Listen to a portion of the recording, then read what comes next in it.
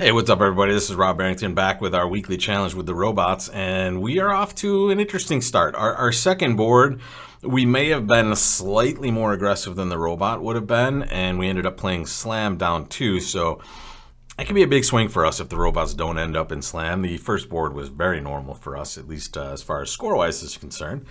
So we may have a situation where we might have to shoot a little bit at the end, but here I think you can all agree we have a pretty ugly 14 count. And what I mean by ugly is when we're this shape, guys, we downgrade this hand always. 4-3-3-3 is not a great shape because it is a hand that doesn't contain roughing value for suit contracts, and it also is a hand that doesn't contain a source of tricks for no trump contracts. So it's just a downgrade in all respects.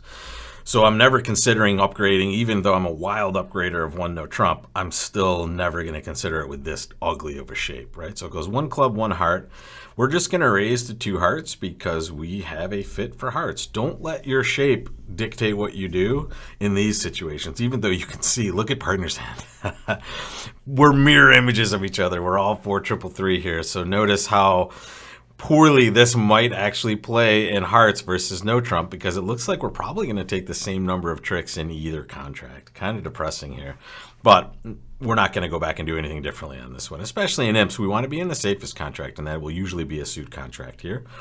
So here we're going to win a couple of hearts. And at this point, when I see a hand like this, I know I'm going to want to draw trump because I have nothing to ruff, right? But also I want to see like where we end up here. What should we do afterwards? Really, I would love for my opponents to be leading diamonds or clubs, right? I would much prefer that they lead that suit to us rather than us leading those suits ourselves. So take a look at what I'm going to do. I'm going to draw all the trump, and that means they can't return trump ever. And then I'm going to play spades, and I'm just going to exit. All right, so watch what this is going to do. Once I lead this third spade, both sides are going to be void in spades. So this is a suit that they certainly can't lead because I'm going to get a slough and a ruff. And here I'm just forcing one of them, and it's great that it's West, to lead diamonds or clubs. And here comes a diamond lead. Boom. And this is what a passive line of play will look like. And take a look. Now we get them to lead clubs, which we're going to have to take this finesse anyway. We're finessing for the jack of clubs. We'll see if that's successful. It is not. Nothing we can do about that. And again, if we played it ourselves, we would do it the same way. All right, so here it looks like they're getting away from a different end play later. What I mean by that is if they let a diamond, we were going to do the same thing in diamonds. We were going to play a diamond to the king and then exit a diamond and make them play clubs or spades for us as well. Here, unfortunately, we have to do it all ourselves. So we are going to go down. But luckily, we are only down 1. And it doesn't look like, we'll take a look at the results, it doesn't look like we had any possible way to be successful on this. And that's just because of the lay of the cards. The club suit is bad for us, right? We have the king jack sitting over the queen here. The diamond suit is good for us, actually. The ace is on side, but we still have 2 losers in that suit itself. And we will always have a spade loser as well. So here, trying to get them to help us out is good, but they can only be so helpful, especially with that jack of clubs being in this player's hand. That was the worst beat for us. To have a chance, we needed to at least scrape together 1 club trick or hold our club losers to 2. All right, guys, let's take a look at this next one. Let's just make sure, let's show our double dummy just to make sure, yeah, we're never making this, all right? And notice what I did there. This is that blue burger here. When you click hide or show double dummy, it'll just show you what the robot says would happen on these certain leads. And these red colors mean those are down numbers. So no matter what they chose to lead, they were destined to get us down 1 trick. If you see them in different colors, they're like a beigeish color, that means that you're going to make it, right? Either equal or above that.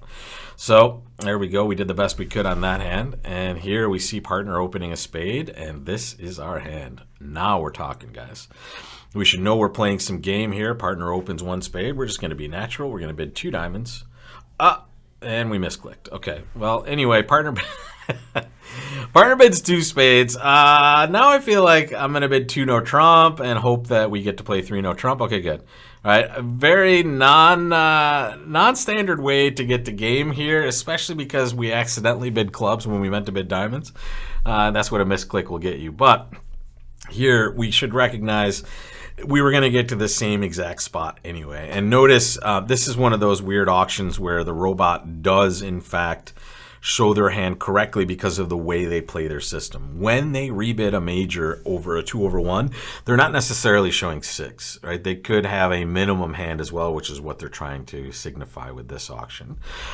Here, it should become painfully obvious that we need to set up diamonds, right? And we also are going to take some extra heart tricks, and we may be able to set up some extra spade tricks as well. But the most important suit here is diamonds, and that is what we're going to get to the business of setting up now. And love to see this happen, right? We love when the diamond gets played originally because we now know we have tricks in that suit. Here they should duck this, very nice.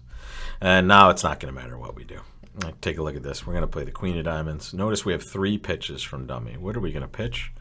It should be pretty easy, to be honest. We're going to pitch a club first. Right? We know we're not going to take a club finesse, and that is because we are going to set up those spades instead. Now watch this. Those hearts, I could play a club to the ace and lead a spade now, but the problem with that is that now sets up the king of clubs. So here, I'm going to have to play a heart, and now I'm going to set up a spade here with the queen. They didn't take their ace, so they're playing coy with that card. So now I'll just take the ace of clubs, the king of hearts. Notice that club finesse was off. That's a really good sign. And now we'll let them take their ace of spades. And that is 11 rippers for us on this second one of the day here. So that's Tuesday for you guys. 3-note trump making 5. Again, obviously not the right auction. I meant to bid 2 diamonds and just kind of fat fingered a 2 club bid. But as you can see, it's going to go 2 diamonds. Partner's going to bid 2 spades as well. And we're going to bid 3 diamonds maybe, and they'll bid 3 no.